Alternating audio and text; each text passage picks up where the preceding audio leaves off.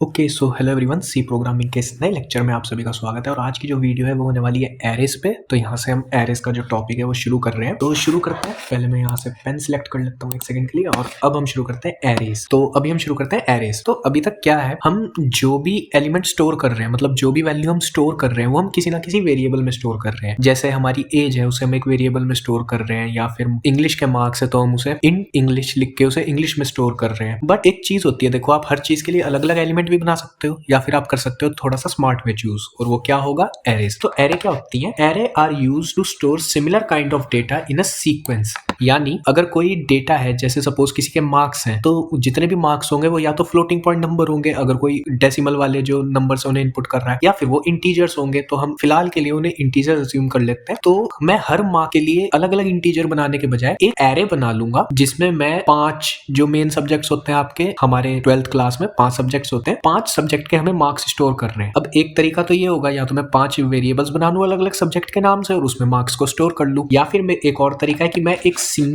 Array बना लूं और उस सिंगल एरे में पांचों के पांचों मार्क्स को स्टोर कर लूं। तो यहाँ पे लिखा हुआ भी है, let's say you want to store something like your marks, your CGPA और something that you know is going to be of the same data type. Then instead of making separate variables for everything, instead make an array of the total size. मतलब जितनी भी चीजें आपको store करनी है उस total size का आप एक एरे बना लो। तो डिक्लेरेशन कैसे होता है कि एरे का, तो सबसे पहले आप लिखते हो डेटा टाइप, जिस भी डेटा टाइप की वो होने वाली है, कैरेक्टर की होने वाली है, या इंटीजर होने वाली है, या फ्लोट होने वाली है। पहले आप लिखते हो डेटा टाइप, देन आपकी एरे का नाम, और उसके बाद आप ये वाले स्क्वायर ब्रैकेट्स लगा देते हो, और स्क्वायर ब्रैकेट्स के अंदर आता है आपका साइज। यहाँ पे बाय यूजर भी हो सकता है अगर आप यूजर से पूछ रहे हो, या फिर अगर आपको साइज पता है तो आप डायरेक्टली यहाँ अंदर साइज लिख सकते हो। या फिर एक तीसरा तरीका भी है, अगर आपको एलिमेंट्स भी सारे पता है, जैसे आपको पता है कि हर सब्जेक्ट में आपके मार्क्स कितने हैं जो आपको स्टोर करने हैं, तो आप सीधा एरे को ऐसे भी डिक्लेयर कर सकते हो, जैसे डेटा टाइप फिर नेम देन आपके ब्रैकेट्स। इसमें आपको साइज लिखने की जरूरत नहीं है, अगर आपको एलिमेंट्स पता है। आप सीधा यहाँ पे इक्वल टू के साथ ये कर्ली ब्रेसेस लगाओ और अपने एलिमेंट्स लिखने शुरू कर दो, कॉमा के साथ सेपरेटेड। तो एक बार जरा हम एरे को ना डिक्लेयर करके देखते हैं। तो यहाँ पे मैं पॉइंटर्स खत्म हुए थे, अब मैं जरा एक नई फाइल बना लेता हूँ, arrays.c, और इसमें हम सबसे पहले अपनी हेडर फाइल को इंक्लूड करेंगे। तो #include stdio.h, और math.h भी कर लेता हूँ, अगर यहाँ पे हमें एरे में कोई एक चीज ऐसी करनी है जिसमें परसेंटाइल यूज हो रहा हो, मतलब मॉड्यूलो यूज हो रहा हो, तो हमें math.h चाहिए होगा। और यहाँ पे हम बना लेंगे मेन फंक्शन। अब मेन फंक्शन में हमें लिखना है कोड। तो सबसे पहले हम ना एरे को डिक्लेयर करना सीख लेते हैं। देखो 3 तरीके मैंने बताए हैं। सबसे पहले आता है आपका डेटा टाइप, देन नाम, यहाँ पे हमने रखा है मार्क्स, और यहाँ पे आता है आपका साइज इन स्क्वायर ब्रैकेट्स के अंदर। तो लेट से मुझे 5 सब्जेक्ट के स्टोर कराने हैं, तो मैं यहाँ पे 5 लिख सकता हूँ। ये मेरी मार्क्स की एक एरे बन चुकी है, बट इसमें अभी कोई भी एलिमेंट स्टोर्ड नहीं है, ठीक है। इसके बाद एक तरीका और बताया मैंने, जिसमें आप यहाँ पे इसके अंदर आप किसी वेरिएबल को डाल दो जो कि साइज को डिनोट कर रहा होगा। उसके लिए आपको उस वेरिएबल को पहले से ही यहाँ पे डिक्लेयर करना पड़ेगा int n, और आपको यूजर से इनपुट भी लेना पड़ेगा पहले ही। तो यहाँ पे आपको डालना पड़ेगा scanf, यहाँ पे आ जाएगा scanf, स्कैन कर लोगे आप %d और स्टोर करा दोगे इसको %n में। तो जब हमारी ये scanf स्टेटमेंट जो एग्जीक्यूट होगी, उस टाइम यूजर जो भी इनपुट डालेगा वो n में स्टोर हो जाएगा, और वही हो जाएगा हमारी एरे का साइज। और तीसरा तरीका क्या है, अगर आपको सारे के सारे मार्क्स पता है, जैसे अगर आपको पता है कि आपके हर सब्जेक्ट में कितने मार्क्स आए हुए हैं, जैसे सपोज मुझे अभी के लिए इंग्लिश, मैथ्स और साइंस के स्टोर कराने हैं, तो मुझे पता है मेरे इंग्लिश में 98 है, देन मेरे मैथ्स में 97 है, देन मेरे साइंस में 88 है। तो इस तरीके से भी आप अपनी एरे को डिक्लेयर कर सकते हो। तीनों ही तरीके वैलिड हैं। इस तरीके से भी आप अपनी एरे को डिक्लेयर कर सकते हो। इसके बाद आ जाते हैं अपनी अगली स्लाइड पे। अब यहाँ पे हमने एरे को विजुअलाइज किया हुआ है कि एक एरे असल में आपकी मेमोरी में बनती कैसी होगी। तो ये रही आपकी एरे। मैंने कहा था कि जो एरे बनती है पीछे वाली स्लाइड में, यहाँ पे आप देख भी सकते हो कि आप डेटा को सीक्वेंस में स्टोर करते हो। तो सीक्वेंस में स्टोर करने का मतलब क्या है, यहाँ पे आप नीचे मेमोरी एड्रेसेस देखो, ये हमारा 0th एलिमेंट है। एरे में जो आपकी इंडेक्सिंग होती है, जो आपका पहला एलिमेंट होता है, उसे आप 0th एलिमेंट कहते हो, फर्स्ट एलिमेंट कहते हो। एरे में 0th एलिमेंट होता है। इसका जो भी कोई मेमोरी एड्रेस है 2000, ये हमारी इंटीजर टाइप की आपकी एरे है, जिसका की साइज जो है वो 8 है। अब इंटीजर का साइज सबको पता है, आपकी मशीन के हिसाब से अलग भी हो सकता है। अगर आप 32 बिट कंपाइलर यूज कर रहे हो, मेरा 64 बिट है, और मेरे जो इंटीजर है उसका साइज है 4 बाइट्स है, जो मैं आपको यहाँ पे कंफर्म भी अगर करके दिखा दूं, तो यहाँ से इसे हटा देते हैं। यहाँ पे मैं डाल देता हूँ printf में मुझे प्रिंट कराना है अपने इंटीजर का साइज, तो %d, और यहाँ पे जो सेकंड आर्गुमेंट है वो जाएगा साइज ऑफ इंट। तो एक बार इसको सेव करके रन करके देखते हैं। तो यहाँ पे प्रिंट होके आ गया है 4। तो मेरी मशीन के लिए इंटीजर का साइज है 4, इसलिए यहाँ पे ये देखो जो दूसरा एलिमेंट होगा, फर्स्ट एलिमेंट होगा, उसका एड्रेस है 2004। सिमिलरली जिसका सेकंड इंडेक्स होगा एलिमेंट का, यानी कि आपका थर्ड एलिमेंट, उसका जो एड्रेस होगा वो होगा 2008, देन 2012, 2016, 20, 24 एंड 28। तो आपके एरे में जो भी जितने भी एलिमेंट्स आप स्टोर करते हो वो मेमोरी में सीक्वेंस में ही स्टोर होते हैं और इंडेक्सिंग शुरू होती है आपकी 0 से। ये चीज नोट करने वाली है। इसके बाद यहाँ पे एक मैंने कैरेक्टर एरे भी बना रखी है, यहाँ पे ये इंट हट जाएगा, इसकी जगह आप लिख दो कैर ARR ऑफ 8। ये कैरेक्टर एरे है साइज 8 की। इसमें आप देख सकते हो 1 बाइट का होता है कैरेक्टर। तो यहाँ पे जो मेमोरी एड्रेसेस है वो बाय 1 इंक्रीज हो रहे हैं हर अगले एलिमेंट के लिए, और इंडेक्सिंग 0 से ही शुरू हुई है। तो इंडेक्स का आपको याद रखना है हमेशा 0 से शुरू होती है। देन यहाँ पे हम देख लेते हैं इनपुट आउटपुट। अगर आपको एरे में कुछ भी इनपुट लेना है, सबसे पहले आप स्कैनफ लिखते हो, उसके बाद आपका फॉर्मेट स्पेसिफायर, जो भी आप इनपुट लेना चाह रहे हो, %d, %c, जिस भी टाइप का आप इनपुट ले रहे हो यूजर से वो। उसके बाद आप लिखते हो %ARR ऑफ 0। ये आपकी एरे का नाम है ARR और ये है इंडेक्स। आप कौन से इंडेक्स पे उस वैल्यू को स्टोर करना चाहते हो। अब इंडेक्सिंग 0 से शुरू होती है, इसलिए मैंने यहाँ पे 0 लिखा हुआ है। तो यहाँ पे जो भी मेरा एलिमेंट जो स्कैन होगा वो एरे में 0th लोकेशन पे चला जाएगा, यानी 0th इंडेक्स पे स्टोर हो जाएगा। उसके बाद आउटपुट के लिए आपका printf, यहाँ पे बिना %के वही आपकी एरे का नाम और जिस भी इंडेक्स पे वो एलिमेंट स्टोर है। तो अभी आगे आ जाते हैं क्वेश्चन पे। Make an array and store the marks of user subjects and ask the size from user and print the marks. तो हमें क्या करना है, तो यहाँ पे एक बार इस क्वेश्चन को ना यहीं पे ऐसे ड्राई रन में करके देखते हैं। हमें एक एरे बनानी है जिसका की जो साइज होगा वो यूजर डाल लेगा। तो यहाँ पे फिलहाल हम ये अज्यूम कर लेते हैं कि यूजर एंटर करेगा 5। तो ऐसे एक एरे बन जाएगी जो कि होगी इंट टाइप की, और उसका नाम हम रख सकते हैं मार्क्स। तो मार्क्स और एरे के लिए ये वाले ब्रैकेट्स, और इसमें साइज यूजर इनपुट देगा। तो यहाँ पे मैं डाल दे रहा हूँ n, जो भी यूजर इनपुट करेगा वही साइज हो जाएगा। इंडेक्सिंग होगी 0, 1, 2, 3 एंड 4। अब इस एरे में हम अपने एलिमेंट्स को स्टोर करा लेंगे x, y, z, A, B, जो भी यूजर इनपुट करेगा, x, y, z जो भी एलिमेंट इनपुट करेगा, हमें इनको इनपुट कराना है। देन हमें इन्हीं को प्रिंट करा देना है। तो अब हम VS कोड में इस क्वेश्चन को करके दें। तो करते हैं अपने इस क्वेश्चन को। तो सबसे पहले हम एक साइज वेरिएबल डिक्लेयर करेंगे, इंट साइज। अब हम क्या करेंगे, यूजर से पहले साइज को इनपुट लेंगे। तो यहाँ पे हम डाल देंगे enter the size of the, डाल रहे हैं एरे \n, ताकि यूजर जो अपना इनपुट है वो नेक्स्ट लाइन में दे दे। इसके बाद हम स्कैन करा लेंगे यूजर से साइज के अंदर उसको स्टोर करा लेंगे। देन हम डिक्लेयर कर रहे होंगे अपनी एरे को।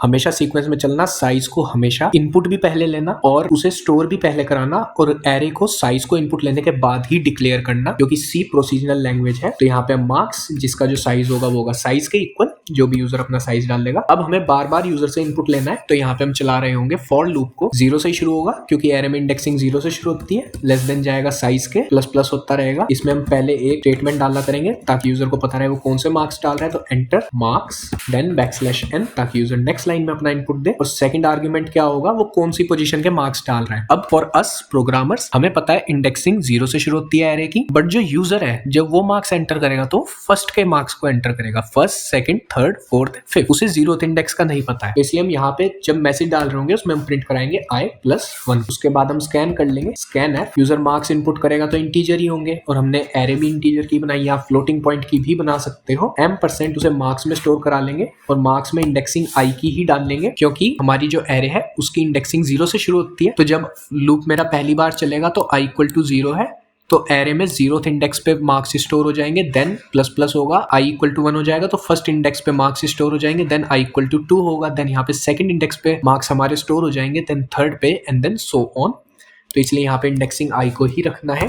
फिर हमें क्या करना है, इनको प्रिंट कराना है। तो फिर से एक फॉर लूप चलाएंगे, i को ही इटरेट करेंगे 0 से लेस देन साइज तक। i होता रहेगा हमारा प्लस। इसमें हम डाल रहे होंगे हमारी printf स्टेटमेंट, जिसमें हम मार्क्स को प्रिंट करा रहे होंगे। तो %d \n, ताकि हर बार जो मार्क्स है वो नई लाइन में आए, और यहाँ पे इंडेक्सिंग आए, सेम ऊपर वाली इंडेक्सिंग होगी। तो ये हो चुका है हमारा कोड कंप्लीट। एक बार इसको ड्राई रन में ऐसे ही देख लेते हैं। यहाँ पे हमने कॉमा नहीं लगाया है। एक बार अपने कोड को देख लेते हैं ड्राई रन करा के।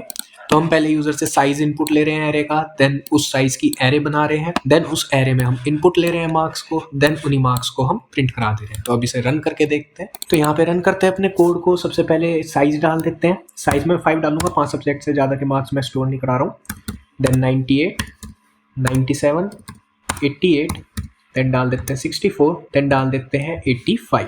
तो ये हमारे मार्क्स पहले यहाँ तक स्टोर हुए हैं। देन यहाँ से हमारे मार्क्स प्रिंट हो चुके हैं। पहला 98, देन 97, देन 88, देन 64, देन 85। तो सेम सीक्वेंस में ही हमारे मार्क्स जिस सीक्वेंस में इनपुट हुए थे उसी सीक्वेंस में आउटपुट हुए हैं। तो यहाँ पे क्वेश्चन अब पूरा हो चुका है। अब हम आते हैं फिर से पावर पॉइंट में, और ये एक अच्छा क्वेश्चन है, अभी पता चलेगा क्यों। Make an array and store characters input by user. तो सिंपली वही है, हम 5 ही कैरेक्टर्स को स्टोर कराएंगे और इस बार इसका जो डेटा टाइप होगा एरे का वो होगा कैर। और यहाँ पे हम इंडेक्सिंग शुरू होगी हमारी 0, 1, 2, 3 एंड 4, और यूजर जो भी इनपुट करेगा उसे हमें यहाँ स्टोर करा देना है A, B, C, D और E। तो सिंपल है, कोई ज़्यादा बड़ा क्वेश्चन नहीं है। तो इसको करके देखते हैं एक बार। तो ये वाली जो हमारी एरे है इसी में कर देते हैं। यहाँ पे हमें बस मार्क्स में ये जो इंट है इसकी जगह कैर करना पड़ेगा। तो सबसे पहले तो हम साइज ही पूछ रहे होंगे, तो साइज इसलिए नहीं लिख रहा हूँ यार, कोड देखो वीडियो का साइज बढ़ेगा और कुछ नहीं होगा, कोड यही रहने वाला है। सबसे पहले हमारा साइज, देन यूजर साइज डाल लेगा, इसलिए हम उसे एक मैसेज दे रहे हैं कि साइज को आप इनपुट करें। देन हम साइज को स्टोर करा ले रहे हैं। फिर हम एक कैरेक्टर एरे बना रहे हैं, इसका नाम चेंज कर लेते हैं, कैरेक्टर CH डाल देते हैं इस एरे का नाम, जिसका कि जो साइज होगा वो साइज होगा जो यूजर इनपुट करेगा।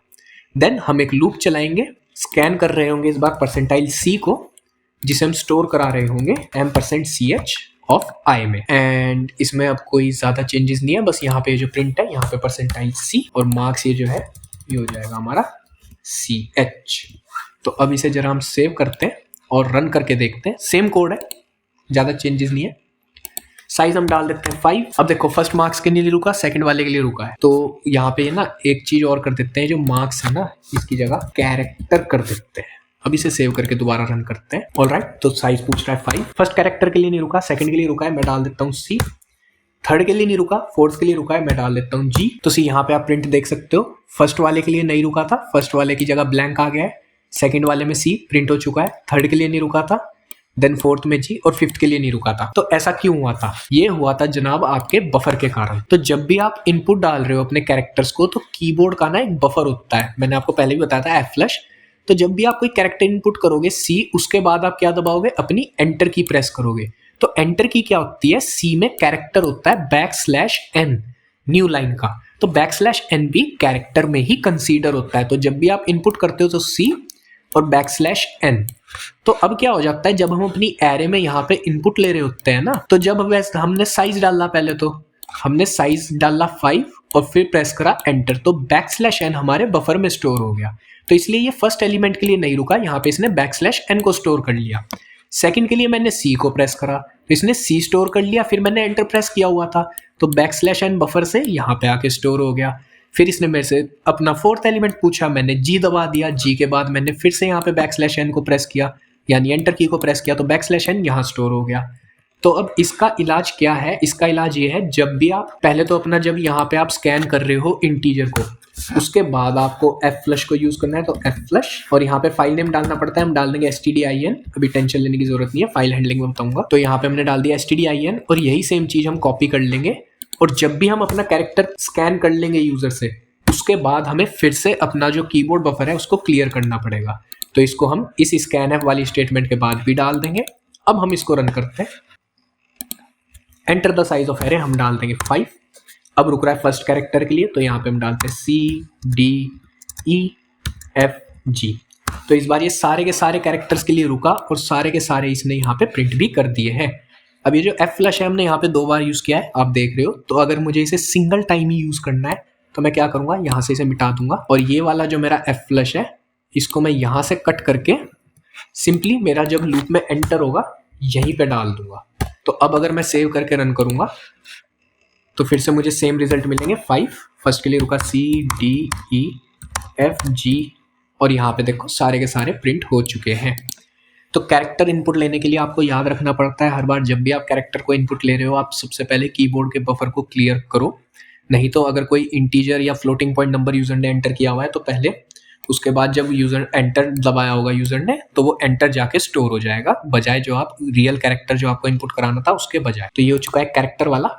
अब हम देखेंगे एरेस को फंक्शंस में कैसे पास करते हैं। तो एरे को आप जब भी एक फंक्शन में पास करते हो, आपको एरे तो पास करना ही होता है, साथ ही साथ आपको उसका साइज भी पास करना होता है, ताकि जब उस फंक्शन में आप उसका एक लूप चलाओ तो आपको पता हो कि आपकी जो एरे है उसका साइज क्या है। तो ये रहा सिंटेक्स आपका फंक्शन, और उसमें जो आर्ग्यूमेंट्स आप लिखते हो उसमें आप आर्ग्यूमेंट्स डालते हो अपनी एरे और उसका साइज, क्योंकि हर बार आपको नहीं पता होगा कि साइज क्या है, क्योंकि वो यूजर इनपुट करेगा, तो आपको उस चीज को भी पास कर देना चाहिए। ये एक अच्छी प्रैक्टिस है। और यहाँ पे आपको एरे के साथ डेटा टाइप, एरे उसका नाम, और यहाँ पे स्क्वायर ब्रैकेट्स आपको लगाने पड़ेंगे। जब तक आप ये स्क्वायर ब्रैकेट्स नहीं लगाओगे तब तक फंक्शन जो है वो आपकी एरे को एरे नहीं मानेगा। ये स्क्वायर ब्रैकेट्स लगाना कभी मत भूलना जब भी आप फंक्शन में एरे को पास कर रहे हो, नहीं तो वो एज इंटीजर ट्रीट होगी, एरे की तरह ट्रीट नहीं होगी। तो यहाँ पे हमने क्वेश्चन भी दिया हुआ है, सेपरेट फंक्शन बनाओ एक एरे को प्रिंट करने के लिए। तो अभी तक हम कैसे प्रिंट कर रहे थे, यहाँ पे इनपुट तो हम यहीं पे ले लेंगे, मेन फंक्शन में ले लेंगे, बट हम क्या करेंगे, इसको प्रिंट कराने के लिए ना एक सेपरेट फंक्शन बना लेंगे। तो सबसे पहले नीचे से ये फॉर लूप हटा देते हैं जो अभी तक प्रिंट करा रहा था, और यहाँ पे एक फंक्शन बना लेते हैं void, क्योंकि हम इसी में आउटपुट ले लेंगे तो रिटर्न करने की जरूरत कुछ नहीं है। void प्रिंट एरे, जो कि इनपुट ले रहा होगा एक एरे को। अब अभी हम एक कैरेक्टर एरे प्रिंट करा रहे होंगे, तो यहाँ पे हम डाल देंगे कैर ए, और यहाँ पे हम डाल देंगे स्क्वायर ब्रैकेट्स। इसका मतलब ये है कि एक कैरेक्टर एरे आ रही होगी आर्ग्यूमेंट्स में, और एक हम डाल देंगे इंटीजर सेट, या फिर इसकी जगह हम साइज ही लिख देते हैं, एक साइज इंटीजर, यानी कि साइज भी पास हो रहा होगा। इसमें हमें कुछ नहीं करना, बस फॉर लूप चला देना है। और यहाँ पे हम आई को आइटरेट कर रहे होंगे, तो int i is equal to 0, i less than हमारा साइज, और आई हो रहा होगा प्लस प्लस। अब हम क्या करा रहे होंगे, सिंपली अपनी एरे को प्रिंट करा रहे होंगे, तो प्रिंट है परसेंटाइल सी, क्योंकि कैरेक्टर एरे को प्रिंट करा रहे होंगे, बैकस्लैश एन भी डाल देंगे स्ट्रिंग में, और यहाँ पे हम प्रिंट क्या करा रहे होंगे, अपनी जो एरे है। यहाँ पे मेरा जो ये देखो फॉर्मल पैरामीटर है, इसमें ए है इसका नाम, तो यहाँ पे ए जिसकी इंडेक्सिंग होगी आई। यहाँ पे हो चुका है हमारा एक सेपरेट फंक्शन तैयार। और अब हमें क्या करना है, कुछ नहीं करना है, फंक्शन यहाँ पे बन चुका है। इसके बाद हम सिंपली से यहाँ पे कॉल कर लेंगे, तो यहाँ पे कॉल कर लेते हैं हमारे प्रिंट एरे को, और प्रिंट एरे में हम पास कर रहे होंगे हमारी एरे जिसका नाम है ch। इसके अलावा हम साइज को भी पास कर रहे होंगे, तो यहाँ पे पास कर देते हैं साइज को, और इसको करते हैं सेव, और इसको करते हैं रन। तो यहाँ पे साइज पूछ रहा है, डाल देंगे 5, first character C D E F G, और यहाँ पे आप देख सकते हो नीचे मेरे सारे के सारे कैरेक्टर्स प्रिंट होके आ चुके हैं। यहाँ पे आप इंटीजर भी इनपुट ले सकते हो, अगर आप इंटीजर एरे को पास कर रहे हो तो यहाँ पे इंटीजर बना देना। तो ये हो चुका है आपका एक सेपरेट फंक्शन, और यहाँ से आपने देख लिया है एरे को कैसे पास करते हैं। आप हमेशा अपनी एरे को भी पास करोगे, तो जो भी आपकी एरे होगी उसका नाम कॉमा उसका साइज, और फंक्शन डिक्लेयर करते टाइप, जब आप उसमें आर्ग्यूमेंट्स डाल लोगे तो जो भी आप वहां पे फॉर्मल पैरामीटर में उसका नाम बना रहे हो डेटा टाइप के साथ, उसके साथ आपको ब्रैकेट्स लगाने जरूरी है, नहीं तो वो एज वेरिएबल ट्रीट होगा, एरे ट्रीट नहीं होगा। अब हम बात करते हैं एरे में ट्रैवर्स करने की। तो ट्रैवर्स क्या होता है, moving in an array in one direction either left to right और right to left is called traverse in an array. तो ट्रैवर्स करने का सिंपल मीनिंग ये होता है कि जब भी आप कोई एरे को एक्सेस कर रहे होगे, आउटपुट दे रहे होगे, तो या तो आप 0th इंडेक्स से फाइनल इंडेक्स की तरफ मूव कर रहे होगे, या फिर आप फाइनल इंडेक्स से 0th इंडेक्स की तरफ मूव कर रहे होगे। तो बस इसी प्रोसेस को हम ट्रैवर्स करना कहते हैं। तो अब हो चुका है हमारा एक क्वेश्चन का time, take an array from the user and print all the even numbers from that array. तो सबसे पहले तो हम अपनी एक एरे बना लेंगे, देन हम अपनी एक इफ स्टेटमेंट डाल देंगे, उसमें हम बस ये चेक कर लेंगे जो भी हमारा एलिमेंट है ith इंडेक्स पे, उसको जब हम 2 से डिवाइड कर रहे हैं तो रिमाइंडर हमारा 0 आ रहा है, यानी तो हम यहाँ पे मॉड्यूलो को यूज करेंगे, इक्वल टू 0। अगर ये कंडीशन सेटिस्फाई होगी तो हम उसे प्रिंट करा देंगे। तो आ जाते हैं VS कोड में, यहाँ पे जो प्रिंट है, चलो सेपरेट फंक्शन में ही करेंगे। इस बार हम एक इंटीजर ले रहे होंगे, इंटीजर एरे, और यहाँ पे हम इसे कैर ch की जगह बना देंगे इंट ch। देन हम इनपुट ले रहे होंगे, इस बार f फ्लश को यूज करने की जरूरत नहीं है, क्योंकि मेमोरी में बफर की उससे कोई फर्क नहीं पड़ेगा, क्योंकि बैकस्लैश n कैरेक्टर है, इंटीजर नहीं है। परसेंटाइल d हम स्कैन कर रहे होंगे, तो इसको हमारी इसी एरे में स्टोर करा रहे होंगे, और इसके बाद हम प्रिंट करा रहे होंगे। तो यहाँ पे प्रिंट फंक्शन कॉल हुआ है पहले से ही, इसमें हमने साइज और अपनी एरे को भी पास किया हुआ है। बस ये जो हमारी ये जो लूप है, इसमें हमें एक इफ स्टेटमेंट डालनी पड़ेगी। तो इफ कंडीशन क्या होगी, जो भी मेरा i इंडेक्स का एलिमेंट है, जब मैं उसे 2 से डिवाइड करता हूँ, उस टाइम पे जो रिमाइंडर है वो 0 आ रहा है या नहीं। अगर 0 आ रहा है तो मैं प्रिंट करा दूंगा %d बैकस्लैश n डाल देंगे ताकि अगला एलिमेंट जो है वो नेक्स्ट लाइन में आए। यहाँ पे मैं उस एलिमेंट को प्रिंट करा दूंगा, तो a ऑफ i को मैं यहाँ पे प्रिंट करा रहा हूँ। Simple, no rocket science. अब इसे रन करते हैं। साइज ऑफ एरे पूछ रहा है, 5 डालता हूँ। यहाँ पे फर्स्ट कैरेक्टर है, हम इंटीजर इनपुट करेंगे तो यार चलता है, थोड़ा सा कर लेना। 5, 8, 6, 9 और 7। तो यहाँ पे जो आउटपुट है उसमें सिर्फ 8 और 6 प्रिंट हुए हैं, क्योंकि ये जो हमारी एरे है इसमें 8 और 6 ही एक लौते हमारे इवन नंबर्स हैं। देन अगर मुझे ऑड नंबर्स के लिए चेक करना हो तो सिंपली यहाँ पे मैं इक्वल टू को नॉट इक्वल टू कर दूंगा। अब मैं इसको सेव करता हूँ और फिर से रन करता हूँ। एरे का साइज पूछ रहा है 5, देन मैं डालता हूँ 6, 7, 8, 9 और 10। तो यहाँ पे आउटपुट में मेरे पास 7 और 9 आ चुके हैं, क्योंकि इस एरे में 7 और 9 ही हमारे ऑड नंबर्स हैं। इसके बाद हम आ जाते हैं अपने अगले क्वेश्चन में। मैं पहले ही बता देता हूँ, ये जो क्वेश्चन है ये एक एल्गोरिदम है, डीएसए में आता है एल्गोरिदम। इसका नाम है लीनियर सर्च। लीनियर सर्च का मतलब क्या होता है? जब आप एक डायरेक्शन में जाके किसी चीज को सर्च करो सीक्वेंस में। फिलहाल पहले क्वेश्चन देखते हैं। Make an array and ask the user to enter a number he wants to find. यानी हमें यूजर से पूछना है कि उस एरे में उसे कौन से नंबर को है ढूंढना है, और फिर हमें यूजर को क्या आउटपुट में देना है, वो नंबर कि वो मिला या नहीं उसकी पोजीशन के साथ। तो यहाँ पे हमारी एक एरे है, ठीक है। तो ये हो गई हमारी एक एरे जिसमें हमारे कुछ एलिमेंट्स है x, y, z, a, b, c, d। अब हमें क्या करना है, यूजर से पूछना है कि वो किस चीज को ढूंढना चाहता है। लेट्स सपोज उसे a चाहिए, वो a को ढूंढना चाहता है। ऑल राइट, तो यहाँ पे पहले इंडेक्सिंग कर लेते हैं 0, 1, 2, 3, 4, 5 और 6। अब हम कैसे ढूंढेंगे कि a कहाँ पर है? तो हम एक लूप चला देंगे और लूप में हम क्या लिखेंगे कि हमारा जो एलिमेंट है a ऑफ i वो इक्वल टू है a के, क्योंकि यूजर को a ढूंढना है। तो एक कंडीशन आ जाएगी हमारी, एक इफ कंडीशन। इफ अगर ये चीज सेटिस्फाई हो रही है तो हम क्या करेंगे, यूजर को प्रिंट करा देंगे ये एलिमेंट a, और इसकी पोजीशन क्या प्रिंट कराएंगे। अब हमारे लिए तो ये एरे में 3rd पोजीशन पर है, बट फॉर यूजर जब यूजर इसको देखेगा तो वो इंडेक्सिंग को नहीं देख रहा होगा, तो उसके लिए ये 4th पोजीशन पे है। तो हम a के साथ साथ i + 1 को प्रिंट कराएंगे, क्योंकि यूजर के लिए ये 4th पोजीशन है। और जैसे ही मेरा ये एलिमेंट मिल जाता है मैं यूजर को ये आउटपुट दे दूंगा और अपने लूप को वहीं के वहीं पे टर्मिनेट कर दूंगा। तो यहाँ पे एक ब्रेक भी हम लगा देंगे। अब ये जो प्रोसेस है इसमें हमने सारे एलिमेंट्स को चेक किया हुआ है 0 से 6 तक जाते हुए एक ही डायरेक्शन में। इसीलिए हम इसको लीनियर सर्च बोलते हैं, क्योंकि इसमें हमने a को सर्च किया हुआ है एक ही डायरेक्शन में जाते हुए। आइदर हम 0 से 6 जा सकते हैं या फिर हम 6 से वापस आ सकते हैं। ओके, तो ये हो सकता है, ये 2 पॉसिबिलिटीज है। हम जनरली 0 से लेके फाइनल इंडेक्स तक ही सर्च करते हैं और इस चीज को हम बोलते हैं लीनियर सर्च। तो यहाँ पे हम पहले इसको प्रिंट एरे वाले फंक्शन को यहाँ से हटा देते हैं। एक इंटीजर इन एरे बनाएंगे और इसका हम नाम रख लेंगे a, रख देते हैं हमारी, चलो ARR रख देते हैं एरे के लिए शॉर्ट फॉर्म। फिर हम यूजर से इनपुट ले रहे होंगे जिसको हम ARR में स्टोर करा रहे होंगे। अब ये फंक्शन हटा देते हैं हमारा, क्योंकि एग्जिस्ट ही नहीं करता।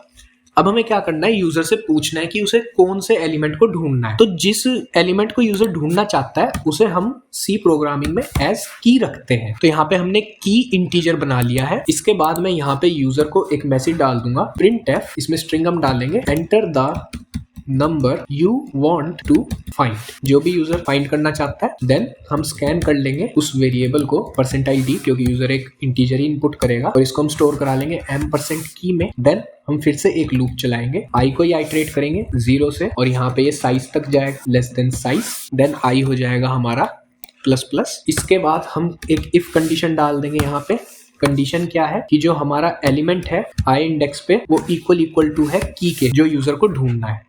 अगर ये कंडीशन सेटिस्फाई होती है तो हम यहाँ पे करा देंगे printf स्ट्रिंग में %d फाउंड एट %d। पहले हम प्रिंट करा रहे होंगे की को, जो भी यूजर ने की इनपुट करी है। उसके बाद हम प्रिंट करा रहे होंगे हमारी पोजीशन को। तो पोजीशन क्या होगी i +1, और यहाँ पे a नहीं ARR होगा, क्योंकि एरे का जो नाम है वो ARR है। अब इसको हम एक बार सेव कर लेते हैं और यहाँ पे ये लूप ब्रेक भी हो जाना चाहिए, क्योंकि इसके बाद लूप को आगे कंटिन्यू करने का कोई मोटिव नहीं है, कोई सेंस नहीं है। तो इसको यहाँ पे हम सेव करके रन करते हैं। Size of array 5, 44, 88, 99, 65, 69। अब ये मेरे से की पूछ रहा है, मैं डाल देता हूँ 69। अब इसने मुझे रिटर्न करके दे दिया है 69 फाउंड एट 5th। तो हमने जो 5th एलिमेंट डाला था वो 69 था, तो यहाँ पे इसने मुझे आउटपुट दे दिया है 69 फाउंड एट 5th पोजीशन।